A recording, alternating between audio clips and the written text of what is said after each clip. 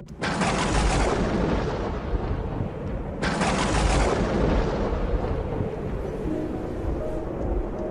ce temps-là, Jésus disait à ses disciples, « J'ai encore beaucoup de choses à vous dire, mais pour l'instant, vous ne pouvez pas les porter. Quand il viendra, lui, l'Esprit de vérité, il vous conduira dans la vérité tout entière.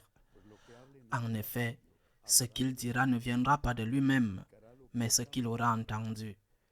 Il le dira, et ce qui va venir, il vous le fera connaître. Lui me glorifiera, car il recevra ce qui vient de moi pour vous le faire connaître. Tout ce que possède le Père est à moi. Voilà pourquoi je vous ai dit, l'Esprit reçoit ce qui vient de moi pour vous le faire connaître. » Acclamons la parole de Dieu. Aujourd'hui, l'Église célèbre la solennité de la Sainte Trinité.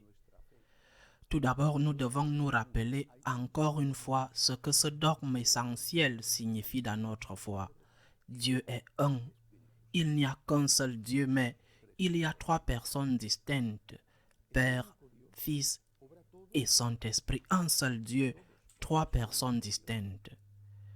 Ce Dieu unique agit tout en tous parce qu'il est un Dieu unique, mais il agit par l'intermédiaire de chacune des personnes divines, de telle sorte qu'en faisant tout, le Dieu unique agit en tous.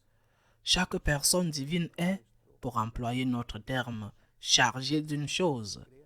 Dieu le Père crée, Dieu le Fils rachète et Dieu le Saint-Esprit sanctifie.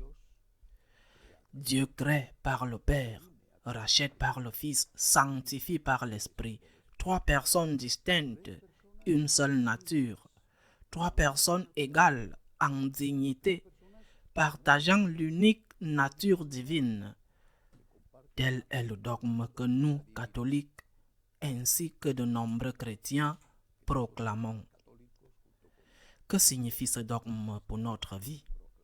Car une fois le dogme proclamé, nous devons savoir ce qu'il signifie, ce qu'il veut nous dire, comment nous devons vivre en sachant que Dieu est un et qu'il y a trois personnes distinctes. C'est une leçon de famille, c'est une leçon de communauté, c'est une leçon d'unité, c'est une leçon de respect, c'est une leçon d'amour.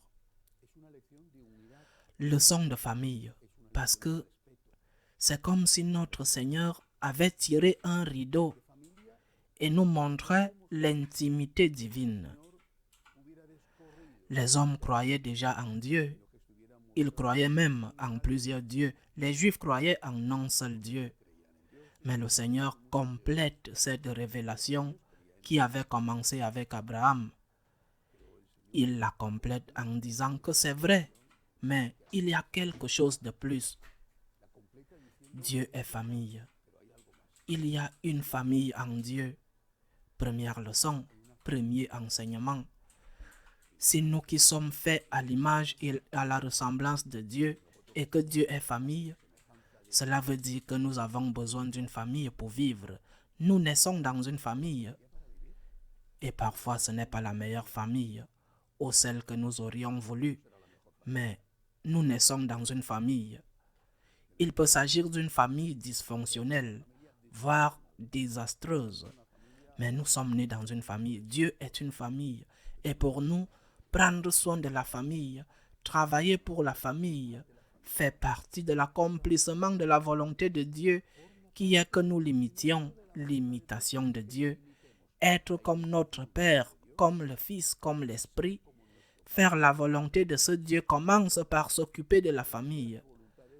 Cela ne veut pas dire que tout le monde doit se marier ou avoir des enfants. Certains ne le font pas de leur plein gré et d'autres parce qu'ils n'ont pas trouvé la personne à marier ou parce que s'étant mariés, ils n'ont pas d'enfants.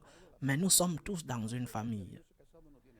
Le deuxième enseignement, Dieu qui est famille, est unité. Il n'y a qu'un seul Dieu. Il n'y a pas trois dieux. Donc, dans une famille, il doit y avoir unité. Et travailler pour l'unité, c'est faire la volonté de Dieu. Travailler pour l'unité dans le foyer. Travailler pour l'unité dans l'église. travailler pour l'unité dans le pays, dans l'humanité. Nous sommes tous des créatures de Dieu et donc nous devons essayer de faire de toute l'humanité une famille. Même si une partie ne reconnaît pas le Dieu qui l'a créé ou l'appelle autrement. Qu'est-ce que cela signifie de travailler pour l'unité? L'unité n'est pas facile. L'unité a un prix. L'unité a le prix de la capitulation. Le contraire de l'unité est la division, la rupture, parfois même la violence, la séparation, la haine, le ressentiment. Eh bien, travailler pour l'unité signifiera apprendre à céder. Apprendre à céder. Que tout ne doit pas être fait comme tu le veux, comme il te semble. Tout ne doit pas être fait de ta façon de voir les choses. Ta façon de voir les choses n'est pas toujours la meilleure. Apprendre à céder. Apprendre à s'entendre plutôt qu'à se casser. Apprendre à céder. Payer le prix de l'unité de la famille. Payer le prix de l'unité de l'Église. Payer le prix de l'unité de la patrie. Le prix de l'unité de l'humanité. Apprendre à céder. À pardonner. À tourner la page. À se mettre à la place de l'autre. Mais Dieu, en plus d'être un, est différent. Ce sont trois personnes différentes. Une seule nature, oui. La valeur de l'unité, mais trois personnes différentes. Trois personnes qui se respectent. Le Père ne veut pas dépersonnaliser le Fils. Ni le Père ni le Fils ne veulent dépersonnaliser l'Esprit Saint. Ils sont différents. Si nous pouvions dire, et nous utilisons des termes qui ne correspondent pas, nous pourrions dire qu'ils sont enrichis, si cela convenait à Dieu, qui ne peut être enrichi en aucune façon parce qu'il est infini.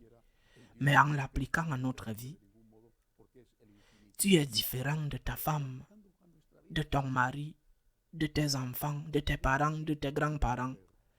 Tu es différent de celui qui vit dans ton quartier. Tu es différent de celui qui vit dans l'autre commune, dans l'autre région, dans l'autre pays, qui a une autre langue, une autre culture, voire une autre religion. Tu es différent. Mais cela ne doit pas nécessairement être une malédiction, une pitié, un malheur. Cela peut être une bénédiction, un enrichissement, un don.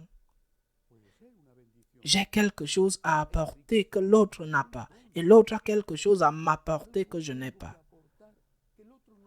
Lorsque tu vois les choses du point de vue de Dieu, tu ne vois pas l'autre comme un ennemi, mais comme un don et une opportunité.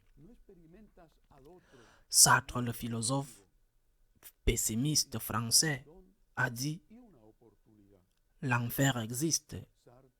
Il n'avait pas la foi.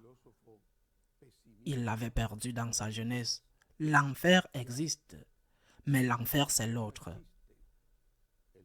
L'enfer c'est le prochain. Pour nous, l'enfer existe, mais l'autre, le prochain, ne doit pas être l'enfer. Peut-être qu'il l'est, il nous fait souffrir, mais il est possible que cela dépende aussi au moins en partie de notre attitude envers lui. Donc, respecter les différences légitimes ne prétend pas que l'autre cesse d'être lui-même, parce que ce qui le rend différent est un don pour toi. Et ainsi nous arrivons à la question fondamentale qui doit être posée, parce qu'elle est inévitable. Unité qui signifie céder, le respect des différences légitimes.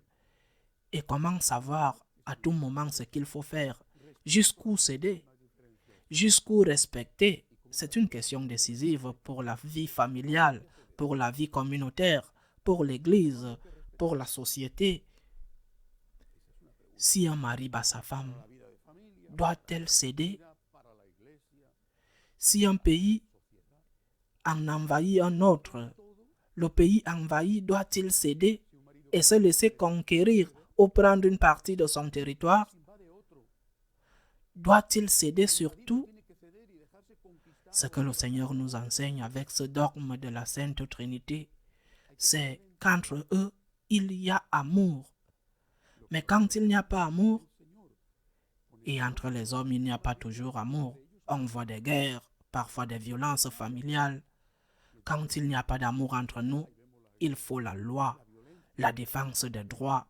Il faut céder beaucoup, mais évidemment, il ne faut pas céder sur tout. Une femme ne doit pas, et c'est un exemple, elle ne doit pas supporter que son mari la batte, ou la trompe, ou l'inverse. Mais il faut céder. Il faut céder beaucoup.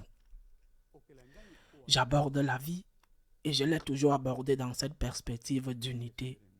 Pour qu'il y ait de l'unité dans ma maison, pour qu'il y ait de l'unité dans ma communauté, je dois céder. Je dois apprendre à céder. Je dois apprendre à pardonner. Naturellement, il doit y avoir des limites, des lignes rouges qui ne peuvent pas être franchies, mais jusqu'à ce que tu atteignes cette ligne rouge, tu dois savoir comment céder. Tu dois savoir comment pardonner. Pardonner toujours, bien sûr, et céder jusqu'à ce que tu atteignes ces lignes rouges.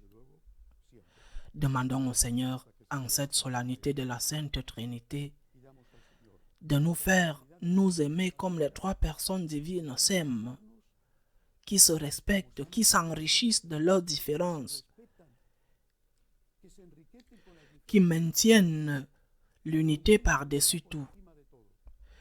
Essayons de le faire dans la famille, dans la communauté, dans la paroisse, dans l'Église, dans l'humanité. Loué soit Jésus-Christ.